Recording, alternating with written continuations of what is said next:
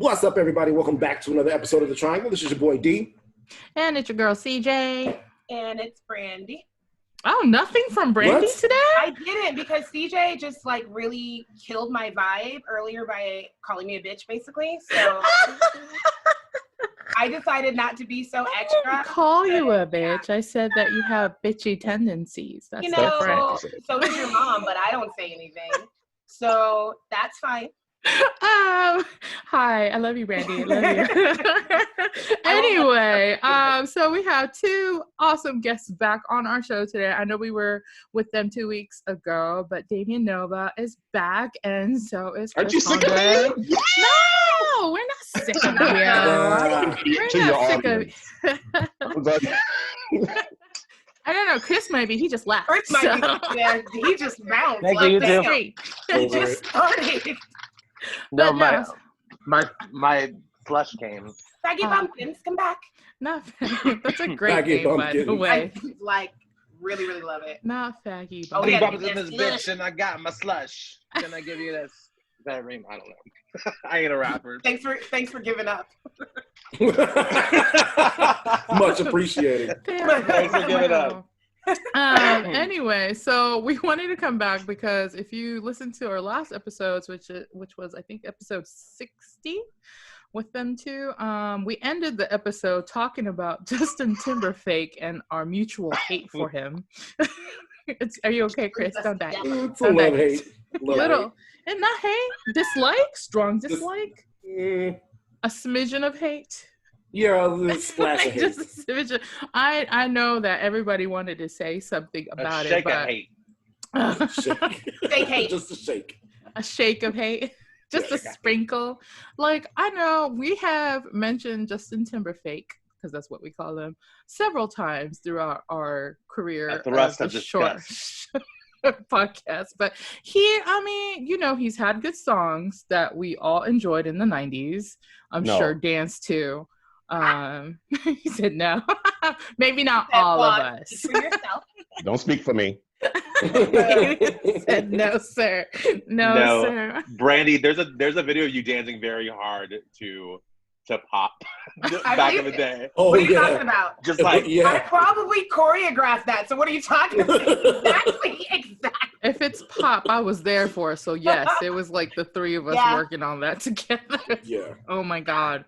But so who wants to go? What is the issue that we have with Justin TimberFAKE, other than the fact that he's appropriated a lot of our shit? Now we're not just sticking to him because we're opening the floor. Yeah, we're gonna open the floor. But I just felt like I remember Damien being like, I have so much to say.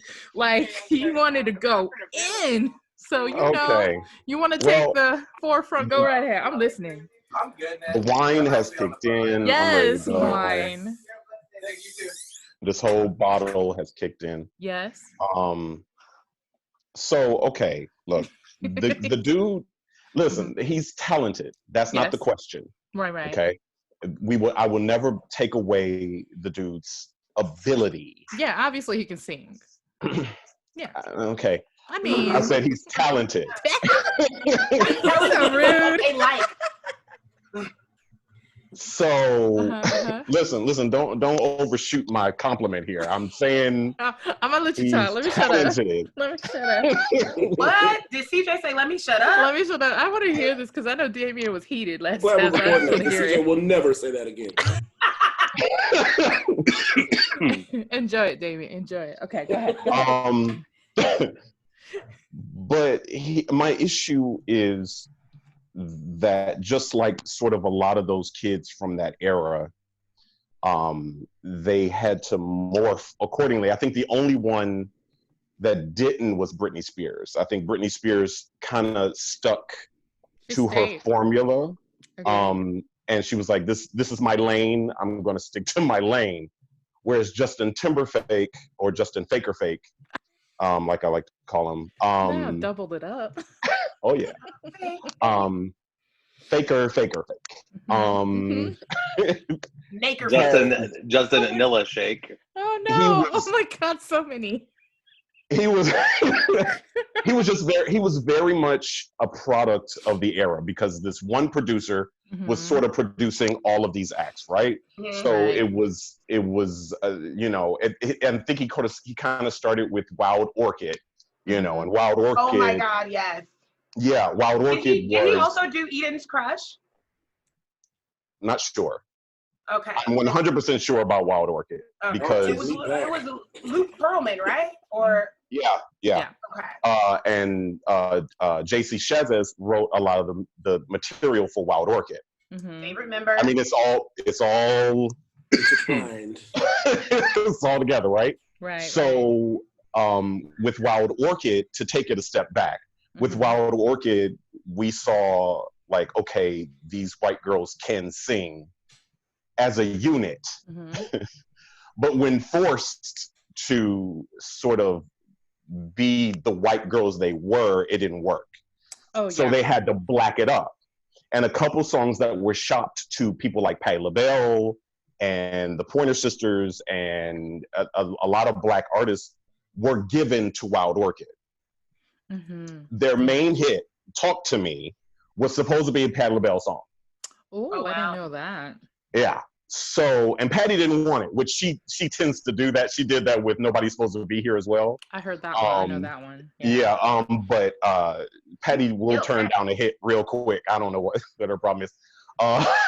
She a diva. She an old school diva. Fine.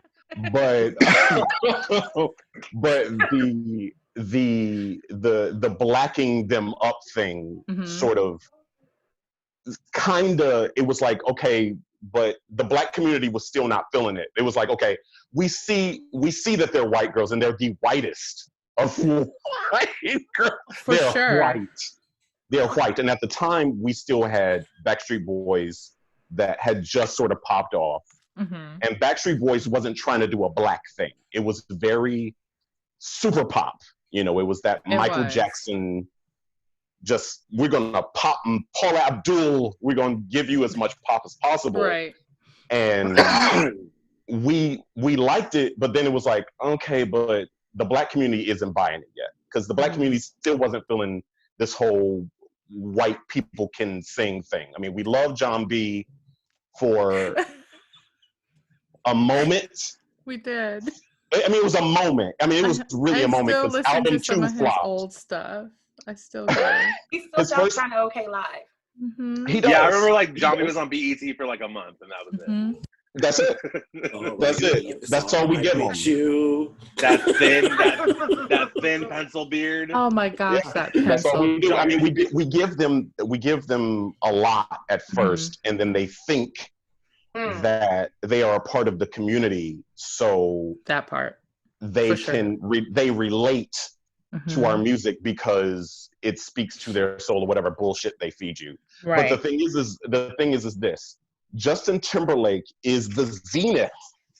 He is the zenith of everything pre-mentioned, of Wild Orchid, of John B, of Backstreet Boys. He is the zenith of it, meaning that he not only said, okay, I'm going to sing your music, Usher. I am going to act like I am a part of the experience. That's to true. The point where I think the part that fucks with me the most, and it has mostly to do with us, is the way he treated Janet Jackson. Oh yeah. And the fact that we were okay with it. The fact that we let him do that to her and let feedback flop and discipline flop, and we let that entire album, that entire body of work flop because she was a pariah to the industry because of something that he was a part of. Yet we went out and bought Sexy back. My brain cannot process that, and it's not his fault at this point. It's sort of like Kanye West. At this point, we have fed him so much, and I'm saying we as us's, but we have fed him so much that there is no clear, there's no clear line of what is real and what isn't. I think he finally said, okay, I'm white, right? And made a completely white pop album. Right. And the black people were like, nah, bitch. What is this man in the woods situation? This ain't it. Even though to me, it's his best project only because it feels authentic. It does not feel like. Does it feel authentic though? Because I felt like he was trying to grab the attention of the other half that he's been missing and to capitalize on it. That's how I felt. There's no way with that song selection, girl. But he don't know any better. No, here's the thing. Timberland has had his hand up his ass for so long that when he finally took it out, because Timberland will take his hand out your ass real quick. Aaliyah's dead. He doesn't have his muse anymore. So he keeps putting his hand up these motherfuckers' asses, and him and Nelly Furtado and all these other motherfuckers, because she's another one. But and he does that, and then he's like, okay, well, the black community ain't really feeling you no more, so I'm gonna take my hand back. Which I thought was weird because he was all in the studio with him. Like, from what I understood, Pharrell wasn't heavy on this album like he normally is with Justin, because Pharrell and Timbo be on it. But Timbo was heavy on Man in the Woods. So, and I think it was his push to have him do that song with Migos or whoever he was with. Supplies was awful. It was so fucking awful. Timberland, no, it's bad. Don't get me wrong. It's bad. But it's authentic in the sense of it sounds like he's trying to be himself. It doesn't sound like he's trying to be Usher. It doesn't sound like he's trying to be whoever, Chris Brown. It doesn't sound like he's trying to be Maxwell or anybody else he's imitating. It sounds like he had the final say so on each song. That's right. That's right. Adding this. That's right. And you know what's funny? It's trash. And the fact that he had it sounds like he had the final say so means, what have we been supporting? What have we created? Because at this point, if he had the final say so on this project, because his first project won none but Michael Jackson throwaways. Of course. Because it was throwaways. It was though. It's not a lie. It's the truth. Tim and all those producers. I love watching D. They were like, yeah, Michael Jackson was like, nah, I'm dead. Huh? I said, wasn't Take Me Now with Janet or whatever that song was called? I don't know what it's called, but I remember the chorus. Yeah, I think it was supposed to be a duet. Yeah, that's what I thought. Okay. Yeah, but it's like the people, to me, the people that have created Justin Timberlake are people like Janet and people like Michael Jackson, and it just doesn't feel like he cares as long as the cameras are on, but once those cameras are off, baby, it just feels very white. Yeah, that's very the he part. was on Twitter, All Lives Mattering Us, and I was like, I'm already salty. Baby. I was so young when that Super Bowl incident happened. I remember we were just shocked. Yeah, I was just gonna ask anybody remember what year that was, because I feel like I was really young too. Boobs on TV. Boobs on TV. That was like 2005 or 6. Was it? Yeah. Was it that late? No, was it after? It was way before. I'm gonna look it up. Y'all keep going. I'm gonna look it up. No, look that it was after it was after we graduated high school, because I remember was when it? It happened. Really? I swear I thought it was earlier. It was like 2005 or 6. I thought it was in Japan when it happened too. No. It was exactly the year you guys graduated, 2004. Okay. So I knew we were in class. Yeah. But they shut that shit down. It was so bizarre. It was like they both planned it. It was clearly something that was staged. Janet Jackson has never had a problem with her sexuality. And the thing is, I knew it was a planned thing because she didn't pull away at all. She didn't flinch. No. She didn't pull away. None of that happened. And she had on a pasty. It's not like her. And the pasty was bomb. It was a full costume. It was a full thing. And they were talking about, what's it called?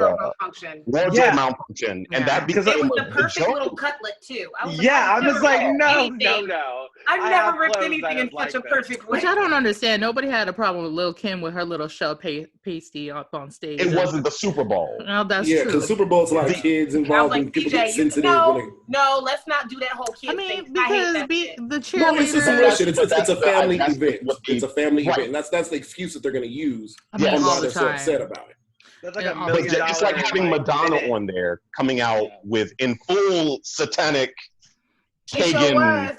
Like, is that when she had all those guys too? Like she came into the speaker. I remember that. Yeah, she sure did. She set that ritual off. But so here's the thing. I mean, because I agree with what Damien was saying about his Man in the Woods album being like, if he had the final say on it, that means that all of his other shit was not him, right? It's not. Which means, like Damien's right, his artistry is probably trash because nobody would really be into it. There might be some JT fans out there that are like push and shove, gonna be for him forever. You know, all those people, I totally get that. But for people like us who listen to songs because we like it and not just because of the artists and shit like that, I would, you know, it makes a huge difference now that you think about it. You're like, well, then if he was by himself, if he was in this era and had to start from scratch with no Timbaland, no Pharrell, he wouldn't fucking make it.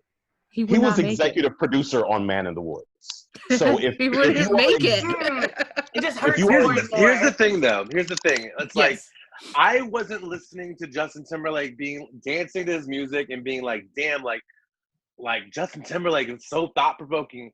And you know, like, but people I did do that with and spend time with and digesting is like Michael Jackson. Mm-hmm. You know, like you listen to Michael Jackson, you know, and you hear it and you want to dance with it and you want to like understand shit and you want to be like, I wonder what he was thinking, even though he probably only wrote like a quarter of that lyric anyway with Quincy Jones. You know, I mean, Michael Jackson was writing some of his shit too, but like also. Quincy didn't last very long, by the way. You didn't, you didn't with Justin Timberlake though. You weren't like digesting it as if you were listening to Michael Jackson, which of course you're getting. Yeah, I wasn't either though, but I don't. But was the rest of the world? Was the rest of the world like? Yes. I want to get to know Michael. Really? Yeah. Yes. Because I think Cry Me a River was so deep for everybody. Oh my God! You know all the listen. Oh, listen, if you look up Cry Me the River and put just the word theory behind it, or any of his songs and put theory behind it, there will be so many articles on people trying to dissect what that was and how he said it wasn't Britney, but we all know it is, and all this other stuff. You know what? And that's what I couldn't get with because it was already bad what you did to Janet, but let's take it back to my girl, Brit. You were a total fucking asshole after that breakup because you was putting all her business out there. You was slut shaming before we were. He said she gave it up, so I took it. I remember that. Yeah, he was being a complete dick. Like when they had even asked him, they were like, "Well, Brittany's still claiming that y'all ain't do nothing like that," and he basically looked at the camera like, "Bitch, come on."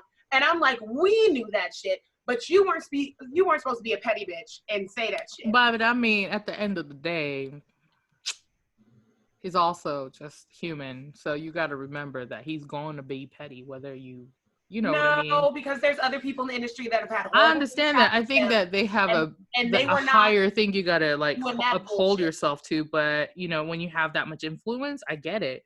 It's the same reason why we don't want people who are up there in the government saying stupid shit for other people to follow. You know what that I just think he got to a stage way too early where even him saying that stuff about her, where he became almost invincible too early. Yeah, it's rich white boy privilege. So it's like, I can stay and do what I want. I can sell these women out. I can sell these stadiums out while I'm selling other people out. And nobody's really batting eye. Even when he pulled that bullshit on Twitter with kind of his all lives mattering. And when somebody tried to come back to him and be like, hey, I like your music, but this is what they're saying. And you still acting like a bitch about it. Or you shutting down your comments recently. Amanda Seales called his ass out. No, open up them comments up. Because just like we go back and forth or we go to bat for ours, use that same energy, because whether you want to admit it or not, you are using a part of something you did not grow up in, you're not with, as to catapult you. And then to me, the people around you that are us's are just as much to blame. Absolutely. Oh, for sure. I think what's the little boy's name? What's the other one? Justin Bieber. Justin Bieber. Okay, so Justin Bieber is a prime example of it being unsuccessful. Because he was thrust in it so early. Like Justin had to be white for a while, but Justin Bieber had to be black immediately. And the funny thing, and the funny, because he was playing the blues when he was 10, you know. So when all the black boys picked him up and said, we are going to push you out here and we are going to make you the next Usher. And Usher took him under his wing too. Mm-hmm. And it's like Justin and Usher were fighting to be his manager. Yep. Ciao. I was not anyway. surprised. So what happened was we saw what would happen to somebody like Justin Timberlake if he was younger, and we saw it crumble fast. Like it was like within 4 years. Like it was just like hit, nigger. It's like, wait, stop. like it fell hard, boy. Like it was like, okay. I couldn't name you a Justin Bieber song. Like right now. I could name like 2. I was here to say I can name it, and I got the Purpose album, and it was bomb. And do you know why it was bomb? First of all, the Purpose album flat because of what Damien said earlier. Somebody black had their hand up that ass because from start to finish that album was bomb. But the fact that you had features like Big Sean and Nas, I'm listening to one song, I was like, is this Nas? Nas. Well, that definitely. Well, Nas will make a check now. He sure will. Nas and Snoop. I was like, what are you? What? The album was bomb. I'm not mad at the paper bagging either at all. I'm not. Because you gotta go get it, boo boo. Go get it. And most of the time in production, they're going in the studio. They're going in the studio without any. A lot of them go in there without any inclination. A good example of it is Snoop and Buttons, and with Pussycat Dolls. He was like, "Okay, y'all want me to write a track, just a verse?" And they were like, "Yeah, just write a verse." And it was all sort of cagey. And then he was like, "Okay, who am I? What is this for?" You know. And then they told him sort of the premise, and he was like, "All right, whatever." And they paid him. Then he had to go back in the studio after he found out that it was the Pussycat Dolls. There are 2 versions of that. There's one version where he does not name them. And then there's another version where he names them at the end of his verse. Ooh. And it's like, oh, you didn't know you were doing this. You did not know. And when they won that Video Music Award, he did not get up there with them. He sure didn't. You right. He sure did not. He sat there and looked at them like, but I barely remember all the Pussycat Dolls. Like, I can, you know what it is? I'm with Brandi on, like, Catching a Bop. Like, I can appreciate Catching a Bop, even if it doesn't have that much substance to the lyrics, if I'm at the club or just, you know, chilling or whatever. I do, because if you think about it, there's plenty of songs like that. Even, like, because people Michael Jackson has done a ton. Yeah, he's done it. I need songs I can turn my brain off to. I don't want to cry. I just need some dumb shit. Give me the dumb shit. Yeah. But I also agree that you can't just make that shit either. Like, not all the time. Not all the time. Not all the time. Here, I have a question. So, how do y'all feel about these are 2 opposites but same premises? Robin Thicke and Eminem, because I feel it's some type of way about both of them as well. Robin Thicke is absolutely the adult version of JT. More Justin Bieber. To me, because Robin Thicke grew up in privilege. Absolutely. He's had no other sort of. By the way, I can't stand his voice, so that's another thing. Stinks of it too. Like he stinks of it. Can you not stand his voice now? Because I hate that everything's a falsetto now. Because I was like, you used to sing. I don't think I've ever actually listened to any rap. Like, I think I avoided it. I think the universe is trying to save me from it. From Robin Thicke. I just never. I don't think I ever really just like sat down and typed in Robin Thicke. Well, you're not missing out, sir. Like, I don't think I ever talking did. about when he first came out, not what's going on. His music is fine. It's, you know, it wants to be. I mean, listen, it's not terrible. It's not groundbreaking. It's just there. Like, if you had to grade it, like, you pass with an average grade. You got a C+. That's exactly right. I was going to say C. He was nice. because it's like you want this is Maxwell, this is D'Angelo, this is you're giving us flavor of. You're not really you're giving us not like sticking like accents of the notes right. It's not Lowry's. it's not Lowry. It's sort of Save-A-Lot version of Lowry. Not like it's like Save-A-Lot off-brand. It is though, you have to keep throwing it on there. Yeah. Like I can honestly say none of his songs ever made me like, I do like 2 of his songs. Like I cannot name one song that he sings. Not one. I like the poppy ones that were popular for the fact that it was popular. Pop? You heard it every day. Well, it's stuck in your brain, yeah. So it stuck to you. So yeah, you can turn your thinking off with that dumb shit. But he did him, and then we can segue even into Miley Cyrus. I can't get with the. Oh, I can't even name. What is going on? I'm sorry. It is surging in my. Miley Cyrus makes me want to slit my wrist. I don't get it. He lying. Remember that? Remember when Nicki Minaj called her out like. Yes. That award. Yeah, she was like, "What's up, Miley? What's up?" I actually used that clip in one of my drag. Like I have like a couple sets that I do, and like one of my numbers, like that clip pops up, and I'm like, and now back to this bitch that had a lot to say about me the other day in the press. Miley was good. I was like, God. Although I will say this, I wasn't living for the moment like I could have, because I'm like, where is this energy from all those other black rappers that was calling your ass out? And you was not doing all this shit on stage at the BET because Awards. she couldn't take all that down. You know that. You know that. No. But okay, so here's my question, because Chris, you're a rapper, and I just mentioned Eminem. How do you feel about Eminem?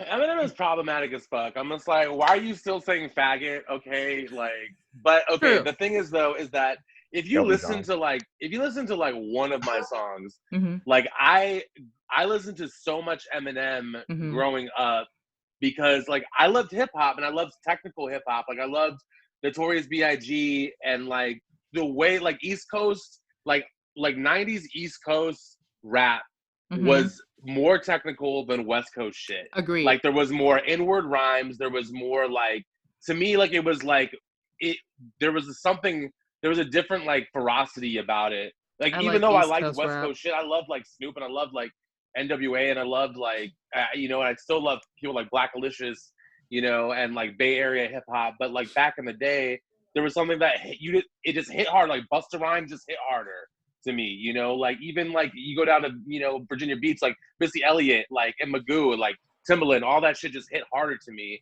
And so getting into Eminem and hearing it and it being like kind of dark too, and then it being like there was something very technical. I think it was just like it seemed really technical, like his rhyme patterns and his syllabic patterns, like especially like for him being a mainstream rapper, for him being on MTV, it was just like really technical, like sounding to me at that time. And I think a lot of people like think that too. But then, like especially looking back now, like I stopped listening to Eminem after like probably after high school. I think like I liked The Curtain Call and like I liked some songs after that, but back. I really like I liked the Eminem. I liked the Infinite, which was like the underground like thing that kind of, it was like the mixtape that got big. And then I liked the first the Slim Shady LP, the Marshall Mathers LP, and then after that I really couldn't get in it because I felt like it was just like it's like, why are you looking back especially, it's like, why are you, it's hard to understand, like I can't relate to you being like cisgendered straight white male and angry. Like what are you mad about? Like I think that was his MO after a while. But so here's my other question. Have you gone, like that was his little ammunition after a while, because once he left, and I guess, and what he was saying, he went and got help because he needed it, remember? Because he was having some psychological issues at some point, and he disappeared for a little while to do that. And I think when he came back, he still used that as an ammunition. So I also want to play the violin, but here's the thing, because I didn't know this until like later on, because I definitely listened to M too. Have you listened to his old stuff? I got really curious and started like digging around for his shit, and then I found this song. I can't remember the title, I'm trying to look it up, but it was along the lines of Black Girls Are Stupid, and it sounds totally about he mocks Lauryn Hill like in like one of his old records. Like I remember like I listened to him back like recently, like within the last year, I was just like, why did we like Eminem so much? And I like listen back and I'm like, all right, yeah, like I angry like 13-year-old kid. Yeah. You know what I mean? Like I just was like, he was saying fuck a lot and like blah blah blah, and he was like one of the first rappers that like was introduced to me. You know what I mean? That was just like, but the thing is like it's so misogynist. Like looking back, it's so misogynistic. It is, like, and then I'm just but a lot of it is for shock value. He wasn't. He was a lot of that shit. He wasn't saying and wasn't being honest about it, because most of it was about artists that he respected. Most of it was like him getting on stage with Elton John. It was like, first of all, Elton John can suck my balls, but the thing is, like the fact that you would say, we're gonna come back to that. Art is art, and you know, he should be able to make whatever he wants to make and be able to say what he wants to say without everybody getting up in arms about it. True. However, when you look at an artist and you look at their track record and you say, okay, this is who you are, this is it, this is it. It's not like Michael Jackson putting out Thriller and every single fucking song he put out after that was a horror song. He said, okay, that was what I did then. I'm moving on. I mean, he did go back and make Ghost, which is, but it was like, like those beats were hot though. Like, that's all I'm talking about. The beat is what matters. Yeah, the choreography is dumb. The choreography is stupid. That beat was sick though. But it's like Eminem is a constant. Either he's complaining about his ex-wife, or he's complaining. I never got out of, like, I never understood why.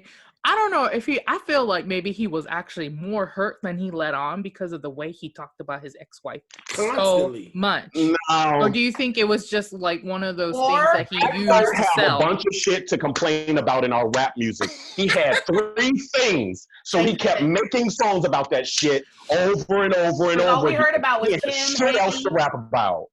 With his damn mom. And his mom. I'm so sick of that. To the point now where he gonna make a song for the Venom soundtrack, and it's the dumbest shit I've ever heard in my life. His new stuff is very confusing to me. I don't know what happened. Like I think he's trying to be Tech 9 so bad. Yeah, I mean, the thing is too is like I love Tech 9 too, and the thing is so it's like Eminem's like, I mean, there's some shit that I've heard from him that I'm just like the syllabic patterns, just his cadence, the way that he navigated the beat. I'm just like, wow, this is like really good. And I listen to like a lot of like underground, noisy, weird, like I listen to a lot of different kinds of rap. And to me, I'm just like, wow, that's like really, really cool. But then it's got to a point where I feel like he's like a caricature of himself now, where it's like he's trying to do he's trying to rap so hard that it's like not sounding on beat anymore. I'm just like, yo, like, cause like at first I was like, yo, are you like rapping? Like, are you changing I literally was thinking, I'm like, do you understand? Like, are you changing time signature, but you're staying on a 4/4, so you're like rapping in 2 different like polyrhythms. So like for one bar, you're rapping in like 6/8, and the next you're rapping in like 5/8. And I'm like thinking about this, and I'm like, and then I'm like, no. But then I'm just like, no, you're not. You're just trying to be. You're just trying way too hard. I can't remember which song. It's not working. One of the songs that you're talking about where he raps like that, it reminded me so much of mumble rap, where they're like off of nothing is on. Yeah. Like nothing. There's things you have to do for it to make it sound technical. Like there's things you need to do to make it sound technical. You know, you can't just be like, mumble rap expert. I mean, I feel like I am a mumble rap expert. I listen to a lot of I hate mumble rap. Oh my god. And I feel like when your favorite genre of music is pop, because I always call myself a poppy girl, you listen to a lot of trash by default. You just do. So I'm like, I've noticed Detroit rappers do that shit a lot. I'm like, are we gonna find a beat? Are we gonna get on this shit? What are we doing? I can't handle it. I can't do it because my soul hurts. Like listening to it hurts my soul, my body, my being. Like I feel like M never evolved. It's like a waste of a beat to me. But it's the same beat. You wasted beat. that whole fucking beat. You're not even trying to keep up to this shit. You wasted it. You could have let somebody else have that shit. You wasted. Oh my god. Speaking of staying on beat, we're gonna take a quick break so we can pause for a little tiny mid-roll. So we'll be right back. He said waste of a beat. Oh, my favorite thing today. It's so funny to me. And we're back, y'all. We back. Okay. We're gonna change a little bit of gears and have Brandi go off with the question that she had, and I have one more that's really good. Well, I thought was really good, but Brandi, you go ahead. She thinks all her questions are good. I know, I do. It's a Scorpio. 2 questions. Have you guys ever hooked up with one of your fans? Ooh. Damn, D. Yes. You caught me off guard. I wasn't ready for that. One of them turned into my boyfriend for 2 years. Oh. Yeah. That's kind of awesome. He followed me on Instagram. I'm such a fan. I opened up for one of his like favorite rappers, and then he lived in Austin, which is like an hour away from me, and then he followed me, and we were talking, and then it was like a month before South by, and I was like, hey, I've got like a bunch of shows during South by, and he came to see me open up for Bushwick Bill from the Ghetto Boys, which Bushwick Bill was like super nice. I was just, and like, I don't know, I wasn't expecting him to be like, get the fuck out of here, faggot, but I also wasn't thinking like, damn, feels good to be a gangster dude, to be like, what you're doing is cool, you know? Like, every time after my set, I was just like, thank you for letting me be part of the show. I'm queer, and I think it's important to like, you know, make myself visibly queer as a person, especially like playing, you know, rap shows. Thank you. Right. You know, just like letting people know what's up. And he's like, that's what's up. Hip hop is about, you know, doing your own, saying your own fucking journey, blah, blah, blah. That's dope. And I was just like, thank you. Like, thanks, Bushwick Bill. But that's really awesome. He's high level homophobic, but yeah. I mean, like, he was super nice to me, you know what I mean? But, so, I mean, like, he could have called me a faggot to my face, and he chose to not to, so I guess whatever. I think it's like, we all have dislikes, but we all can be cordial and, like, you know, socially mature. Now, would he appear on one Not of my, everybody. Damien, shut up. One of my tracks? Would he do a rap with me? Maybe not. Probably not. Probably not. But Damien's thinking about all the things that he has gone through in his life, and that's why he's making that face. If you want to see Damien's face, check us out on YouTube. It's much funnier. Or if you're one of the fans that Damien hooked up with, tell us on YouTube. I know, right? Damn. So, yeah. So, Damien, have you hooked up with anybody that's like your fan? Groupies? With previous knowledge, no. Oh, okay. It usually sort of happens like they usually like, okay, full disclosure. Like after the fact, it's like full disclosure. Like I've been following you for blank years or whatever, and you know, they do a whole Jedi mind trick on the nigga. That's messed up. They just like blackmailed your ass. Listen, the thing is like you can tell me that. Like I'm not going to sit here. I think the only person where that worked was my ex. Because Jared actually, sorry. No last names, no harm done. No last names. You're good. He doesn't care. Yeah.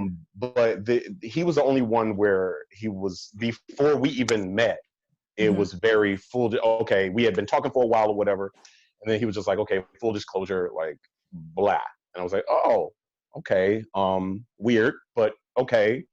And because I think that's what they think. They think it's going to be weird if they just tell you, oh, I'm a fan, you know, and they also, I would like to date you. Like, well, not even just that, but just the sexual experience. That's true. There is it's about 50-50 because I'm a card carrying introvert. So the moment you come to me with, I'm a fan and I want to suck your dick, it's like, dang, he went all in on that one. You gotta take that part. You gotta take that part, D. Please make sure you edit that in. That's the part. But you know what I mean? Like it's like the triangle. The triangle,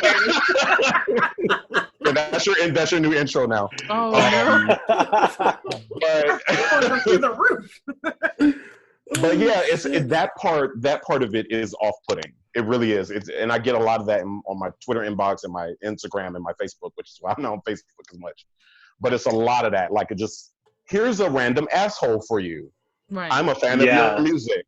And it's like, okay, I don't need to see your lower intestine for you to tell me that you're. That was my next question. Have you guys have to, like, not just fight off per se, but like maybe tell fans or people who like may have like inboxed you repeatedly like, hey man, you know, like chill it?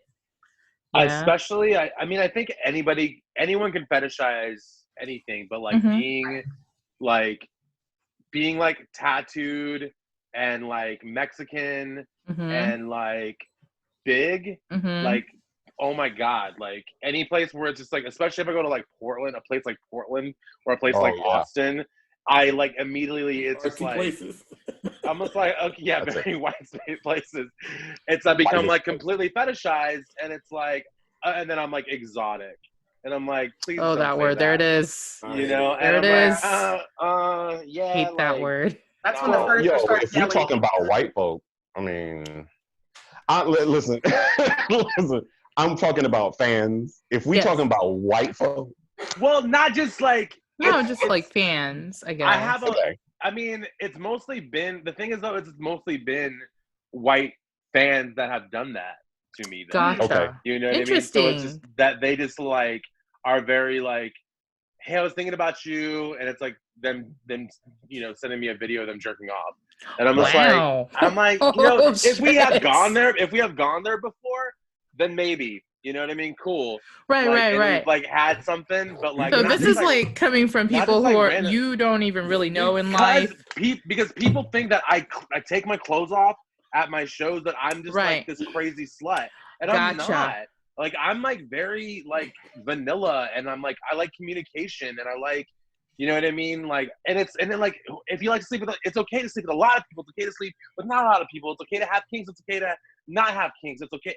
all of it's good. Like your preference is fine. But people think that like I'm just like this hyper like sexual being, and I'm just like, nah. Like I just think it's important for us to be able to like love ourselves, to love all these different aspects of ourselves. I feel you, Chris. And that's part of like every what I ounce bring. Of that.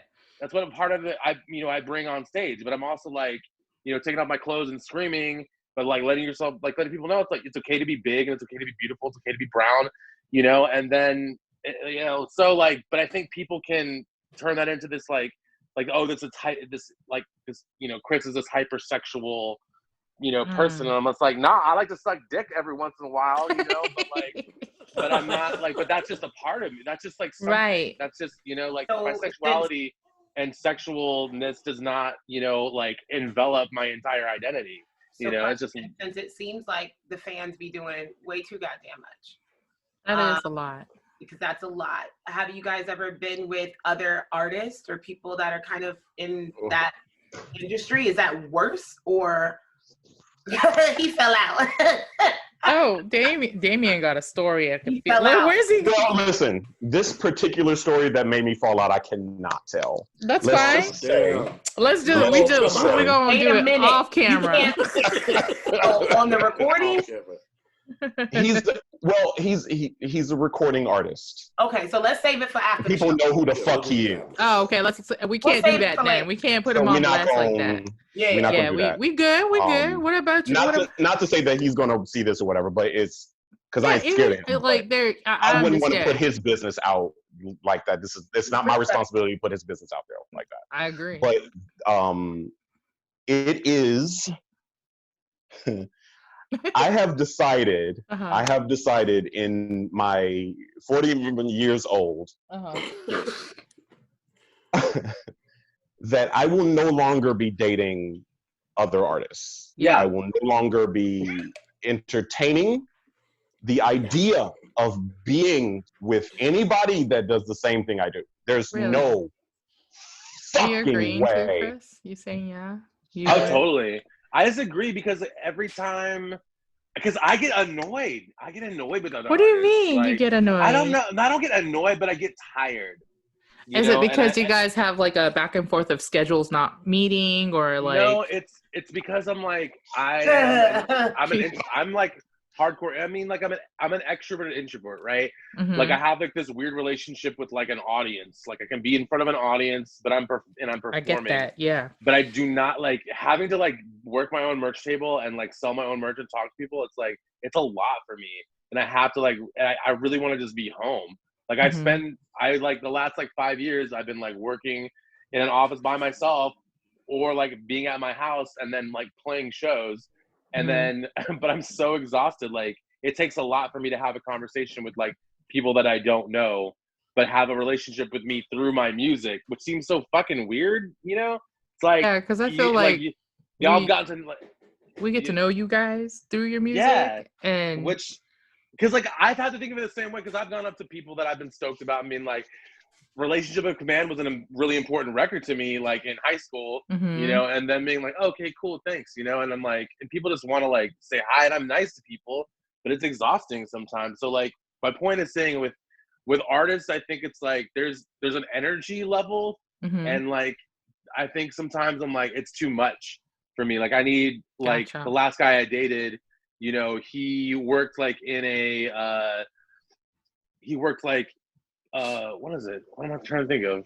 He like you know, put stamps on boxes and like worked in a warehouse. Yeah. Okay, gotcha. And like worked in a warehouse and like would come home and like watch Jeopardy, smoke weed, drink whiskey, and then he was ahead. He loved hip hop, like all kinds of hip hop, and that's what he was into. And he collect records, and sometimes we'd go to shows, and it was great because I'd be like, you know, going across the country, like going on tour, coming back, playing shows, and I come see him, and then we would just hang out at his house and chill, you know, and like he just had his routine. You know, and I was like, that was nice. It was like something like consistent. And I think with other artists, it's like there's just like this energy where, you know, it's just exhausting to me. You know, like I need someone that I can chill with. Like I don't know. That's just me. Maybe it's just a selfish thing. But to me, I've always found balance in that. And like I'm friends with a lot of artists, and like we can vibe off each other.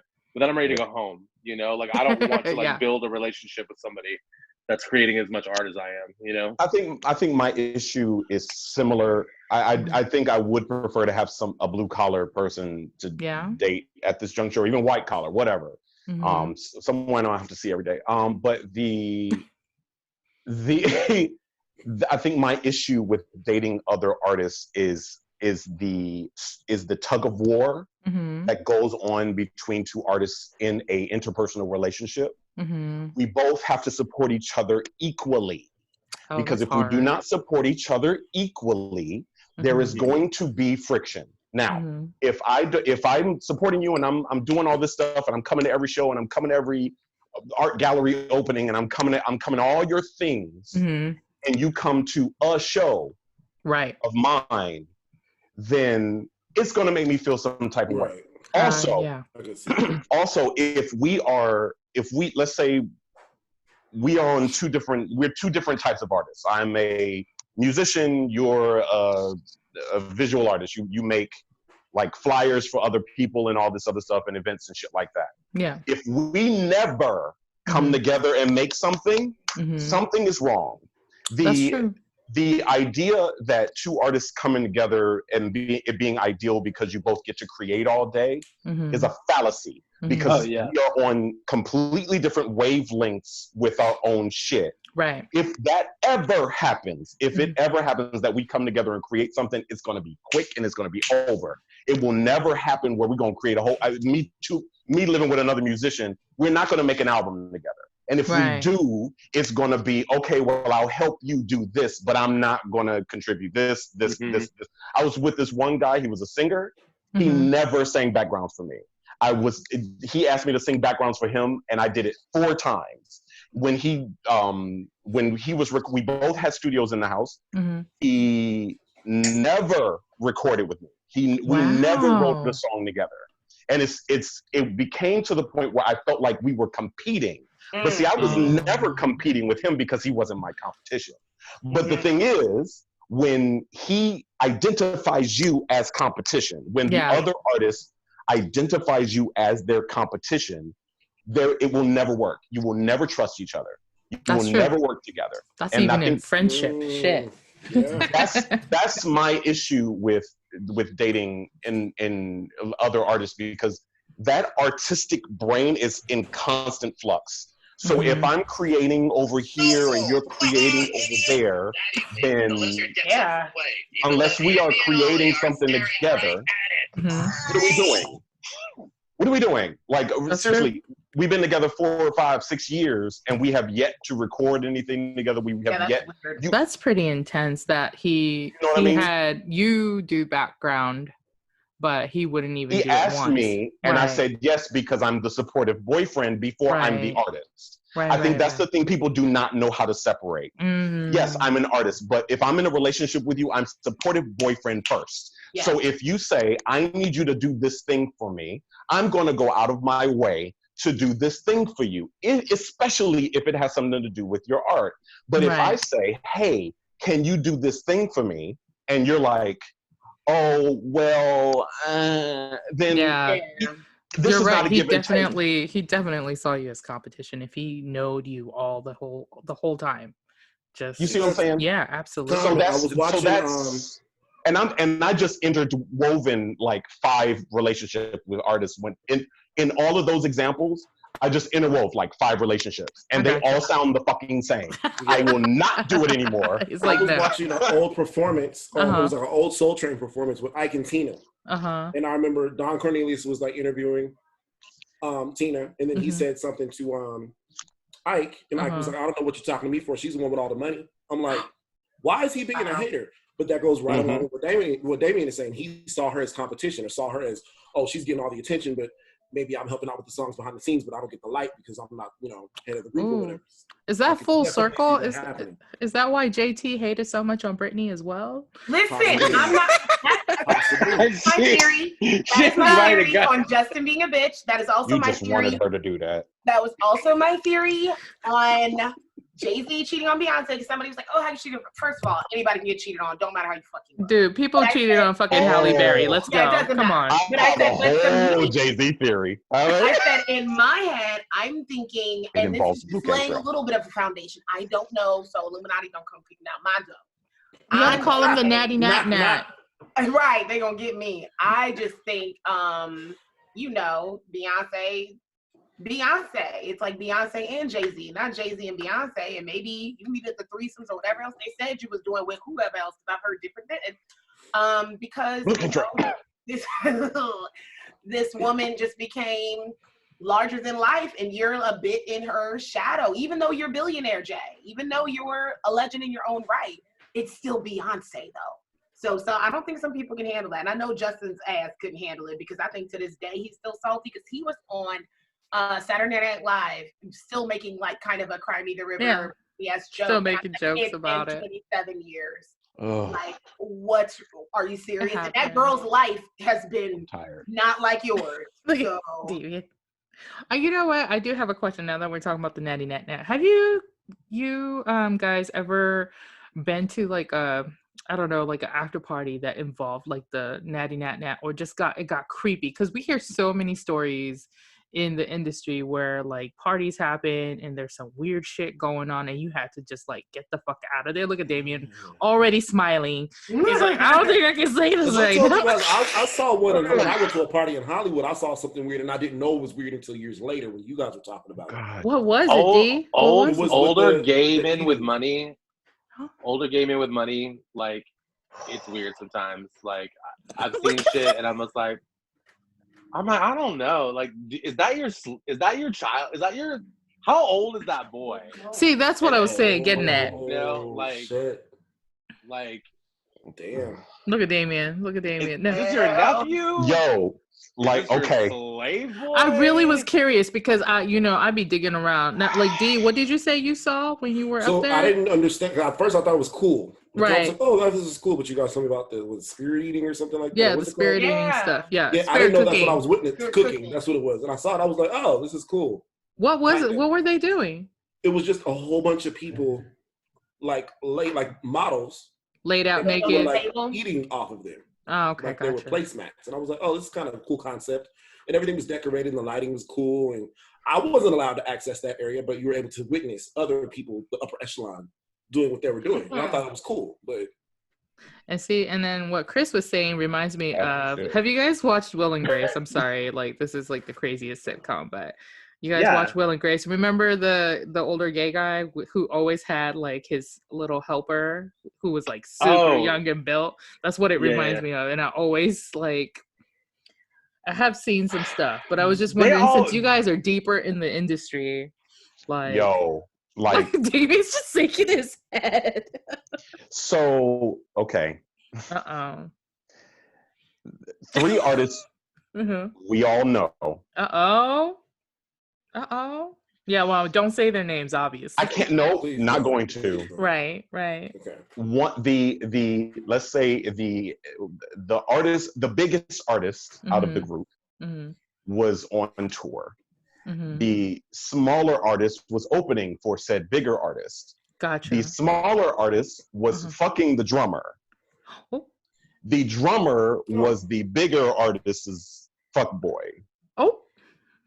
So the smaller artist, the drummer, and the bigger artist were all in the back fighting, bitch. Like, what? Like, am I really seeing back like here before fighting? the show? It was no. This was after party. Oh, okay. But it was like. Did they just like find out and? Yeah. Like, it was one of those. Shit. It was one of those. Oh you for real? Oh you. It's like, what? Yeah, I know who you are. Yes, What's that? I know what you're talking about. Yeah, I know who this is. Oh no, I'm gonna have to ask because I can't put my finger on it right now. But like seriously, so like what about like those like crazy stories we hear? Like I know Chris mentioned like, you know, the rich guys with people that are probably underage and not supposed to be there. Have you guys witnessed any other type of like, I don't know, I don't want to just call it ritualistic, but things in that nature that would make most people go, Yeah, yes. fuckery in general. Yeah. Yeah. There are a lot of, I'm gonna tell you something, there are a lot of queer artists that are being funded right now. A lot of good looking queer artists, or social, what we consider socially normal, good looking queer artists that are being funded by older gentlemen for their company, while they are being the artists that they are. Now, a lot of these people are talentless hacks, but because they wanted to be artists, because they wanted to be giving up a part of their little soul there. Yeah, and you know what? And they get booked because Daddy is paying for the bookings, and we see these. Oh yeah, we see these artists, and it's like, you're at Pride in Atlanta. How? Because Atlanta is one of the hardest places to play when you are a queer artist. Yeah. They are hard on you down there. So some of those guys and gals that are up there aren't exactly booked by just the venue. There's somebody pulling strings. No, a lot of them get paid in. Yeah, okay. A lot of them get paid in. That's very interesting because if they get paid in, the artists themselves wouldn't get paid by the venue, correct? Or do they still? It doesn't matter. They're always getting paid, honey.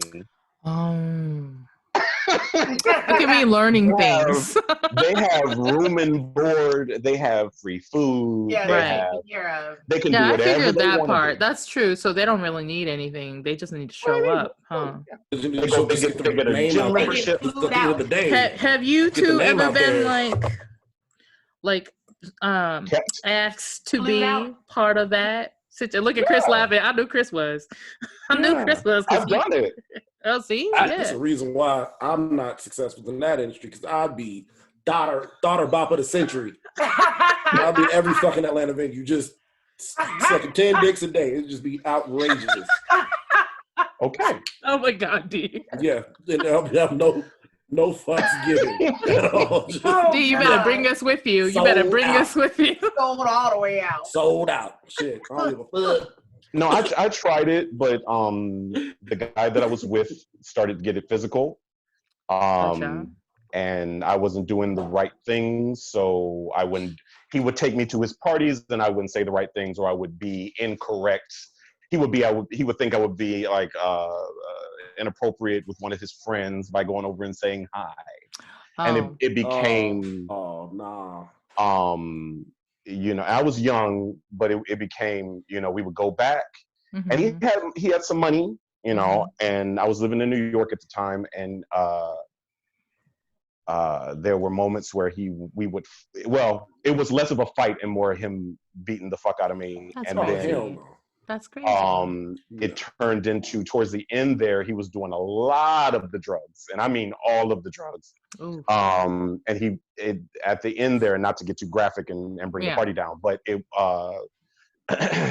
turned into, I would have to perform for his friends at his penthouse, and then they would gang rape me. It's whoa. It is an epidemic. It's an epidemic. It's something that is happening, and nobody's saying anything because the ones that are going through it have Stockholm. So they're like, well, as long as I'm making the gigs, as long as I'm as famous as I possibly can be while being this queer artist, then that's what I'm going to have to do, you know? And you can't save a person like that because you can't say, hey, what's happening to you is not normal. Right.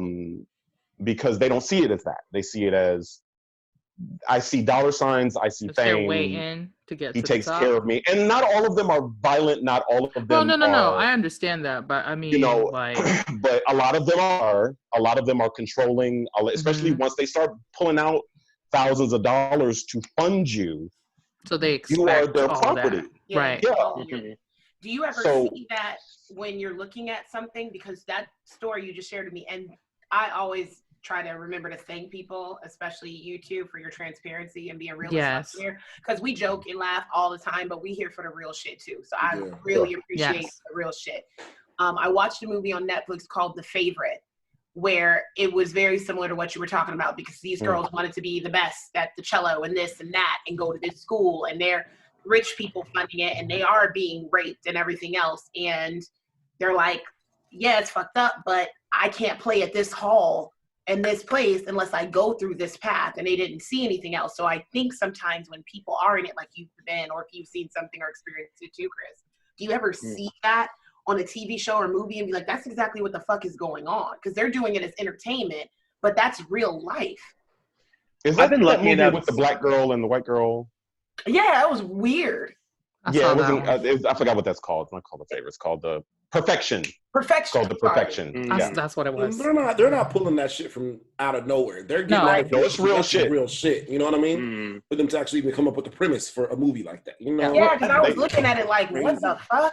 No, they Hollywooded up, but it's very much, especially in classical music. Yeah, that's what threw me off about it. They chose that niche, and I was like, I believe it's a thing. I believe this.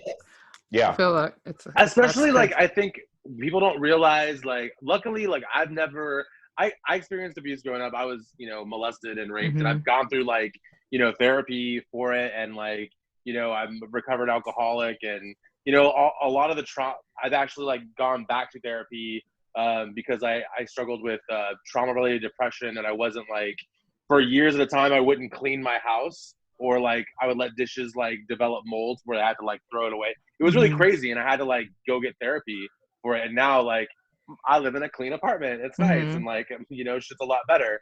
But like but yeah, like when you see, like, you can see people hurting, like you see, like especially in like bigger cities, like you don't really see it in like San Antonio or Austin, but like when I'm like out playing, if I'm out in New York, like, and usually I'll go to New York for a week at a time to go work, and I'll play several shows in the area, and then like, record some music, or like, shoot a music video or something like last time I was there.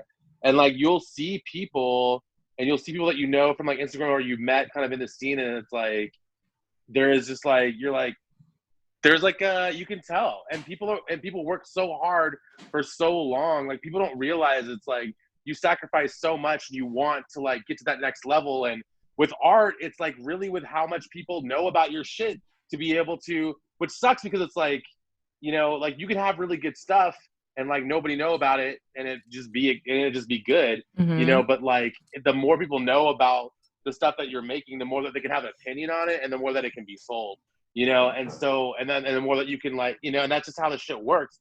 And it's sad, but that's how you have to navigate. It just is what it is, and that's what it takes to navigate. So when you're like giving this opportunity where it's like, yo, $2,000 can make my next video look really good. Right. Or, $3,000, because like on average, like for my level, what I have to pay for my level of PR is $2,000 a month, which is actually on the lower end. It is. To get press releases sent out to like Rolling Stone and like Pitchfork and that shit, like it's $2,000 a month, like that's the minimum, and so like whenever someone's like, yeah, here's, you know what I mean, hell yeah, like you don't think, like, I mean, yeah, today I would think twice to be like, what do you need, But if you didn't know, like, here's $10K to do a private show on my island. Right. Yeah. I mean. Yeah. Especially when you're younger, since they seem to. That's what I mean. On these emotions. I mean, like, I don't know what I would have done if I was. I mean, like, I was in a blackout for like 3 or 4 years, just bartending and like playing shows locally. But like, I can't imagine if I was like 21, like trying to be like a rapper, like, or you know what I mean? Like, fuck, dude, like. So there are pitfalls in that too, because the industry can smell when you're a product instead of the actual thing. There are artists out here that are booked and they are hitting it and they are doing all the things, but nobody knows who the fuck they are. And it's like, you have no respect in the industry because you don't write your own shit. You don't produce your own shit. You don't do anything but go in the studio and record this thing that somebody handed you because somebody paid for this for you. And we can smell it. We can see it. It's like, okay, well, yeah, you're nice, and you're nice looking, but is that it? Because that's not really staying power either. Yeah. So it's like with us, we have to go that extra length to make sure that we are taken seriously as musicians in this industry, and be seen past the LGBTQ plus community. We have to be seen past that in order to be taken seriously in the community, which is why Frank Ocean has done as well as he has, because he said, okay, I want you to see past that and look at me as a musician. Now, do I like Frank Ocean? No, but I do respect him as a musician. You don't like nobody, Damien. I've not heard Damien say he loved an artist yet other than Prince, so I don't know what to tell you, Damien. That's because they all his sons. Don't get me started. I'm like, to be fair, it seemed like Prince didn't like anybody. So. That's true. That's true. He liked Janelle Monáe, and I like her too. Oh. And I just started liking Esperanza Spalding. She's grown on me. But that's the thing. It's like, we have to say, yes, I'm queer. Yes, this is who I am. Yes, this is what my music represents. This is what my artistry represents. However, I am a serious, well-groomed artist. I have done the work. I know how to play multiple instruments. I write my own shit. I produce my own shit. I have a studio in my home. You can come see. They don't believe you. Right. They don't believe you. They're like, oh, no. What? Like, who wrote this beat for you? Yeah, who wrote your shit? You know? What? It's like, who played guitar on this? Bitch, I did. Who wrote the banjo? Yeah. I did.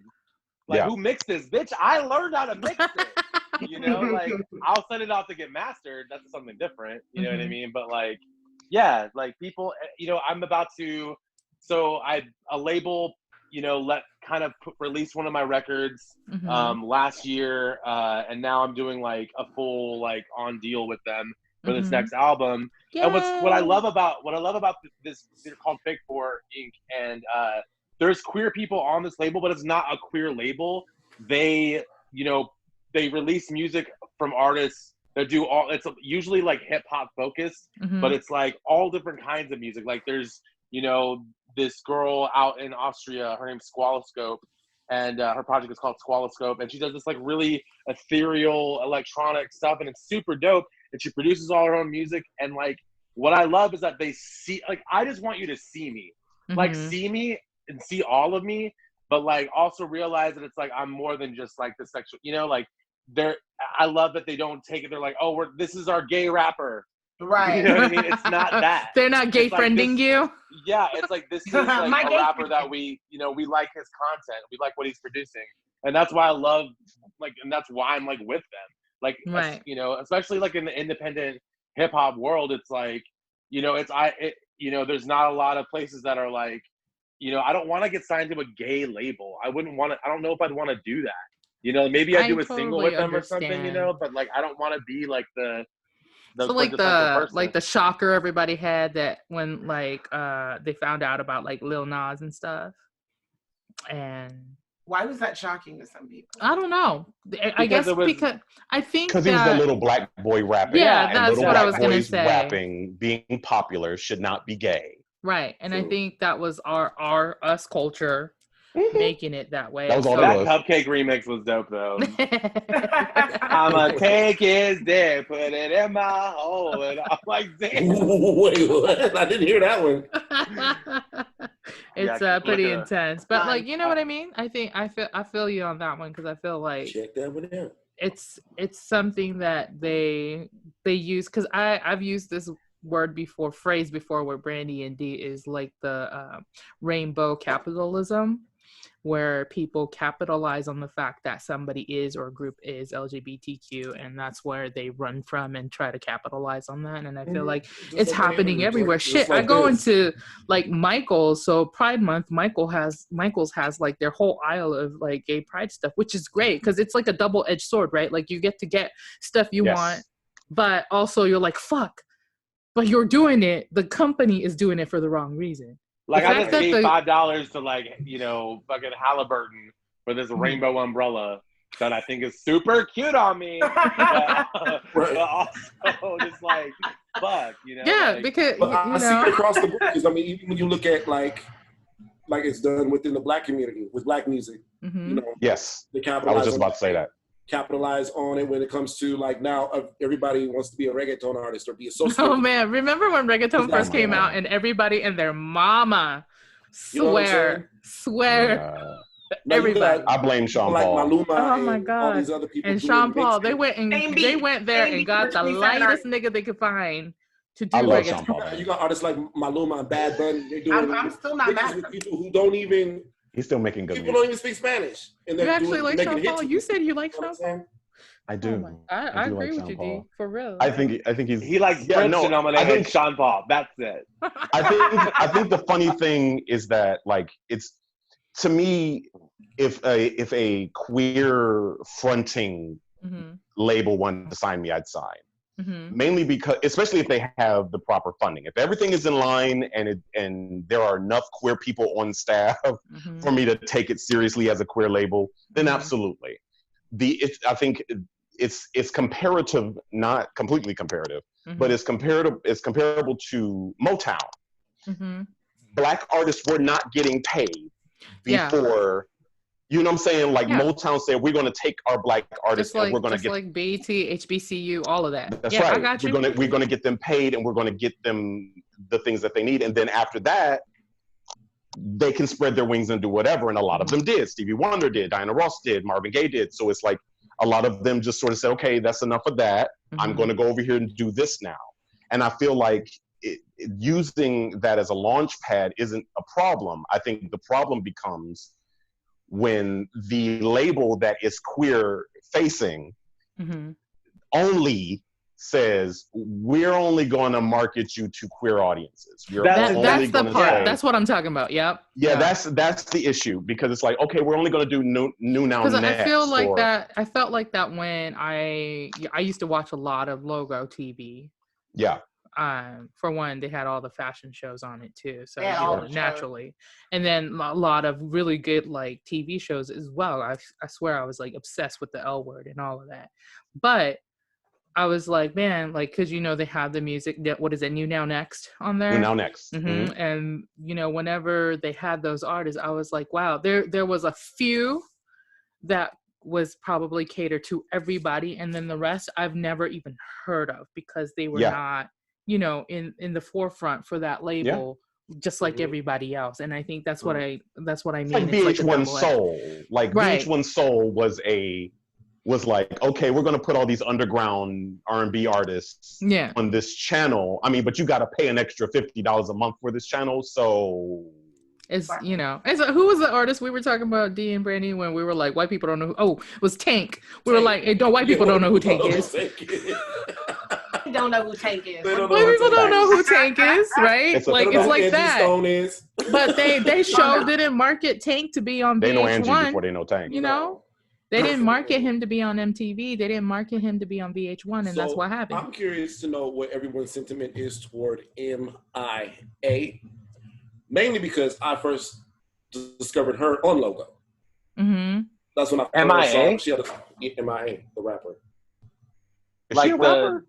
Yeah, I was whatever she her is. because Paper planes on my hair. She's a talker. Right. Yeah. I first saw her on Logo. But Sexodus is a better song. Oh wow, I didn't know I thought that was interesting.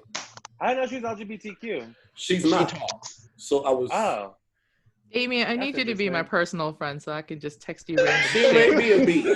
It's possible that she's B, but I just maybe not be aware. Maybe she's not, and maybe they realize maybe they're thinking a lot of people like her, so let's just put her on this channel too. I think her producer is. I think MIA is like Lion Babe, where it's not just her. You know what I'm saying? Like it's producers and other people. I think MIA's main producers and DJs and shit, I think they work weird. That would make sense. But I think she's an ally as well. She's a card carrying ally.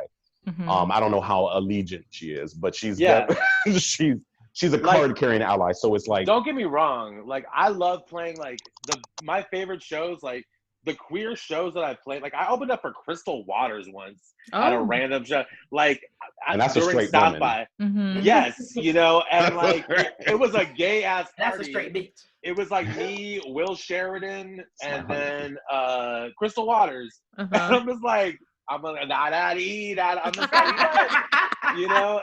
And but it was a really amazing show. I got paid, and like, you know, I made a ton of like new, you know, fans, like just from playing that, because especially because I'm local too. But I was just like, you know, but I'm like, I love just playing like a straight up. I love being able to like queer space too, and like being myself in somewhere else that's just like not a queer space, you know, and being able to just be me. Like that's so important, because like, yeah, as much as I appreciate queer spaces, it's like I am gay every single goddamn place that I go. Right. Thank you. Yeah. You know, so like just acknowledge me as a person and see me as equal as the rest of these other rappers that are on this bill. You know, and it's like, yeah, like maybe knows that I'm gay, but also know that like I'm gonna spit some fire and you're gonna have a good time too, and that I'm worth just the same amount. You know, like that's give me the my dream. guarantee. You know, that's the dream. Yeah, that's right, so but important. It's so important for the upcoming generation. So my oldest daughter is she identifies as bi. So like watching her grow up and being able for them to like see you guys on the forefront like this and be everywhere and be yourself is like so important to me. Like, because the younger generation now especially needs more role models, because I grew up with my dad being super Christian, and I thought that being gay will have you in hell for real. Like, you know what I'm saying? Bust hell wide open. had me in hell. Had me thinking I was have you in hell. And I'm talking to the point like, and I didn't even know that my friends at the time were queer, and I think they thought that because we were cool when I made jokes that were queer jokes that was like very derogatory at the time.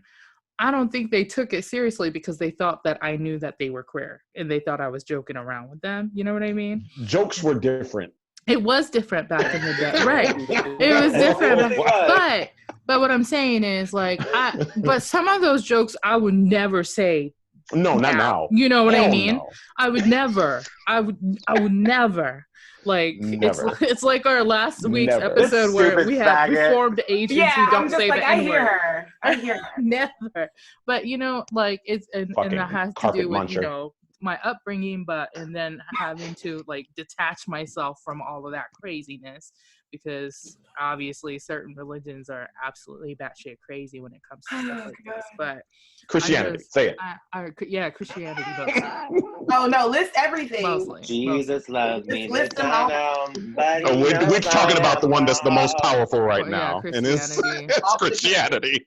Mostly, but I really do appreciate you guys going there and, you know, telling your stories like that too, because there's sometimes where I hear younger, like especially like the trans, like the young trans community, and like sometimes I'm just like, y'all are real hostile, but then I'm just like, you know what though, like we need to keep pushing forward. And first of all, one, I am not trans, so I do not know how, like, what that experience is, so like I can't really speak on it. But then two, I'm just like, you know what, I'm also not like straight, and like so many people have like done so much work before us, you know, so it's like, and we need to keep pushing. But then also, then I'll be like, yo, like I've been gay for a long time, and like we've come a long way, like chill out. Like, you don't have to get so angry. But I'm like, you know, we still need to move forward. You know, people are still, you know, especially like Black trans women, you know, like that's the highest percentage of, you know, the LGBT umbrella that are like still, you know, being murdered for being Black trans women, you know? And so like, yeah, you know, like there's more of a stigma, I think, with there's trans still people, but lots and lots of work. I don't think they have to calm down. I think hostile is fine. Oh, it's yeah. just like No, Black no. Lives Matter. We not our grandmothers and grandparents, you know what I'm saying? So if we need to shout it out, then we need to shout it out, because it's time for like fucking changes. For real, all across the board, for all POCs, all minorities, all of that. Heal the world. Oh God, no. Make it a better place for you and for me and the entire human race. Oh my God! Disclaimer. We don't Janet, do not come for the show, don't please. Come for us. We love please. you. We don't have money. If you come for us, you get like $30 out of all of us. If anybody wants to check out Chris's nipple, that was the moment. Go to YouTube. Or his mouth. Beautiful mouth. Oh my God.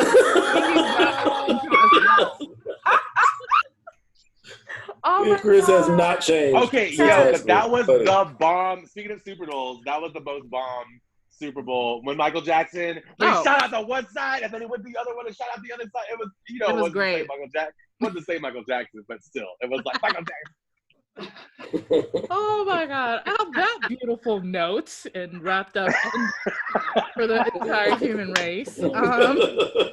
For the entire human race. Oh my God! We have to wrap this up. I wish I could go on forever, which means y'all have to come back again so we can have this crazy conversation. Come on, Damien, you love us. You love us, Damien. Why did y'all both say that at the same time?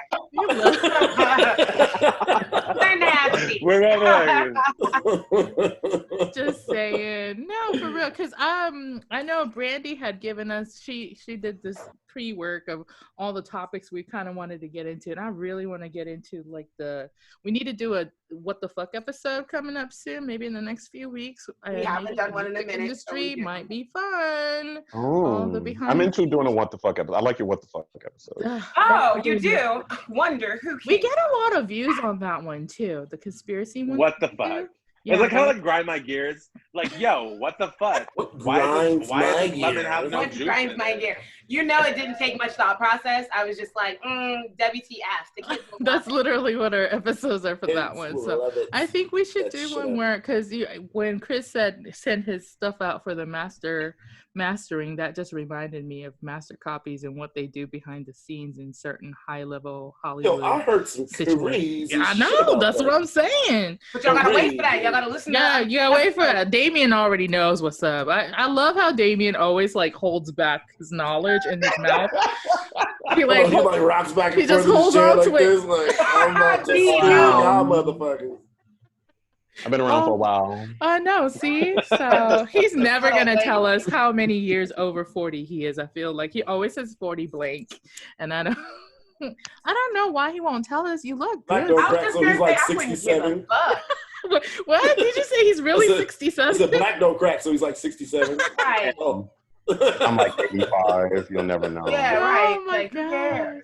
Being like, I haven't been here in 900 years. It was like way past human, which is possible because Damien knows a lot of occult shit too, and I wouldn't put it past him. In the blood of virgins. Like, I don't know if we cut off the disappears into red smoke or something. You thought this was wine. Like, we've been having a seance. No, wait. Oh, no, wait. Like, his camera moves a little bit, and it's like a girl hanging upside down. He's like, keep going, CJ. No. I can't. Chris. You gotta tap her forehead. You gotta tap her forehead. Just doing this. No. See? You don't scare people. You know people get scared easily. Anyway. If you befriend the darkness. What did I say in that comment, Brandi? if you befriend the darkness, you'll just be granted infinite cosmic power. Oh my God. Yes, that's what we're talking about. Yes. Well, damn. Okay. Just befriend the darkness, they'll leave you alone. Chris is a Libra or a Scorpio. What are you? I'm a Libra. Okay. That makes so much sense. I'm just friends with everybody. Jesus.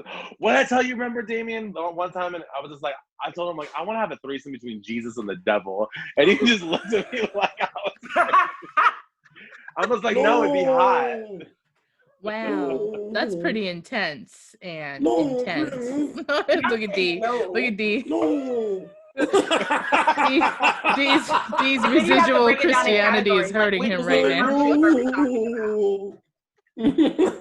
Anyway, now that we've wrapped this up 3 times, Jesus is okay. I can't. Okay. I'm gonna do this.